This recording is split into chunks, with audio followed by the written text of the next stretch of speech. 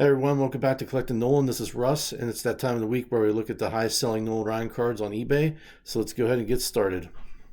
Honorable mentions. There are two honorable mentions this week. The first honorable mention is this 2005 Topps all-time fan favorites, Nolan Ryan and Johnny Bench dual autograph out of 50 that reportedly sold for $1,299.99. The 2005 Topps all-time fan favorites was a 142 card set, and it was the last fan favorite sets that were issued. Nolan Ryan had 4 single cards in this set and this dual auto with Johnny Bench. The second honorable mention is the 2024 Topps Definitive Collection Legendary Autograph Red 1 of 1 that sold for $750. 2024 Topps Definitive Collection was released in January of this year and had 8 cards per box. Each box was sold for $1,999.99 and contains 6 on-card autos and 2 relics. Each card is serial numbered to 50 cards or fewer.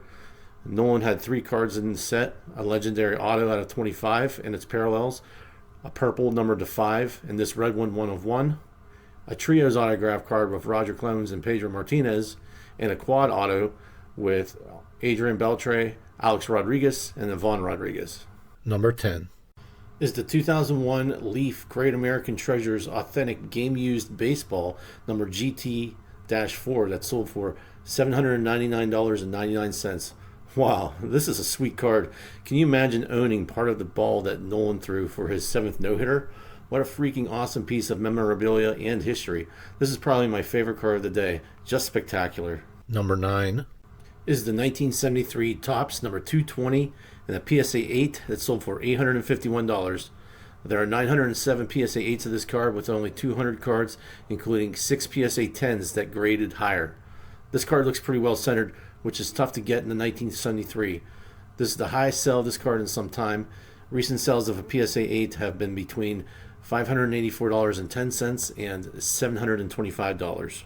Number 8 is the 1970 Topps number 712 and a PSA 8 that sold for $1,032.17. There are 929 PSA 8 copies of this card in the PSA database and only 201 cards grade higher. Remember that this is a high series card, so there are less copies of it out there than those cards in the lower series, which can often contribute to the price of this card. Recent sales of a PSA 8 1970 Topps have been between $1,050 and $1,375. Number 7 is the 1977 Topps number 650 and a PSA 9 that sold for $1,501. There are only 294 PSA 9 copies of this card out in the wild and only 21 PSA 10s.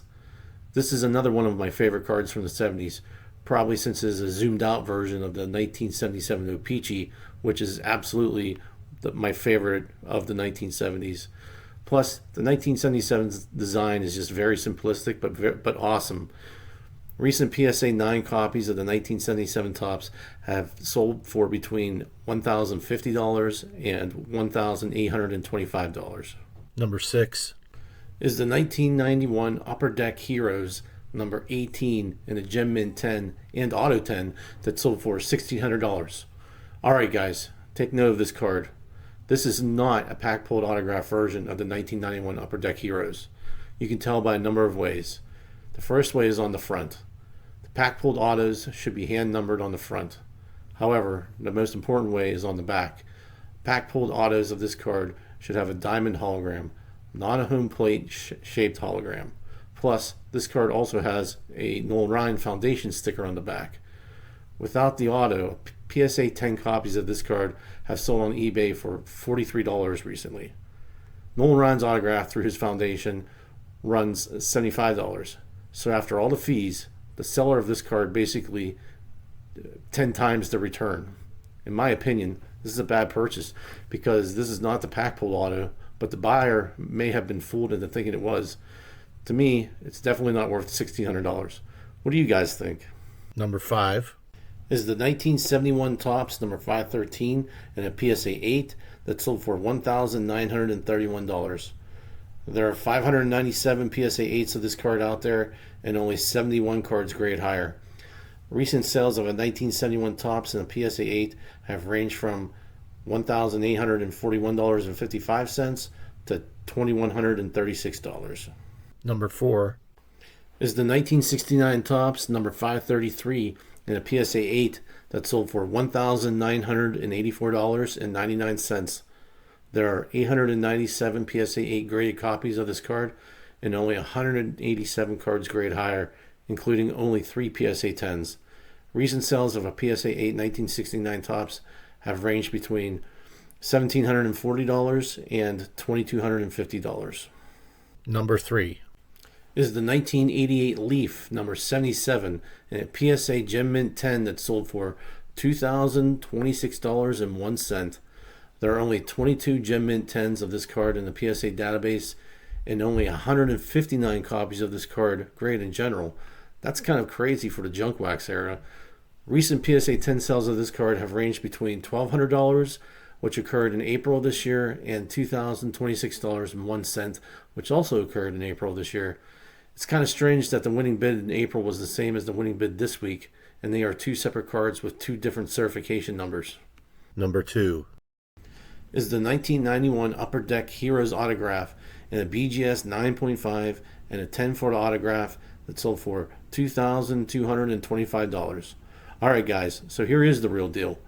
Notice the hand numbering on the front, and on the back is a diamond-shaped hologram right over the number 18. This is what you need to look for if you are looking to add the pack pulled auto to your Nolan Ryan collection, because I know I sure am. This is the highest grade of this card that I've seen on this channel. While there are no comparisons for a BGS 9.5, a PSA 9 and an autograph 9 sold back in January for $1,500. An SGC 8.5 sold back in December for $1,250. And finally, number 1.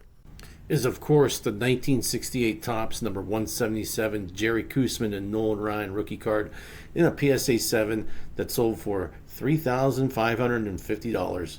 The PSA 7 rookie reigns supreme again this week. There are 1,732 PSA 7 Topps rookies out there with 1,443 cards rated higher. Recent sales of the Topps rookie in this grade have ranged between $2,850 and an incredible $4,940. And that, guys, wraps it up for this week. I hope you enjoyed it. Please let me know what you think of all the cards. And thank you for watching, and I'll see you at the next one. Thanks. Bye.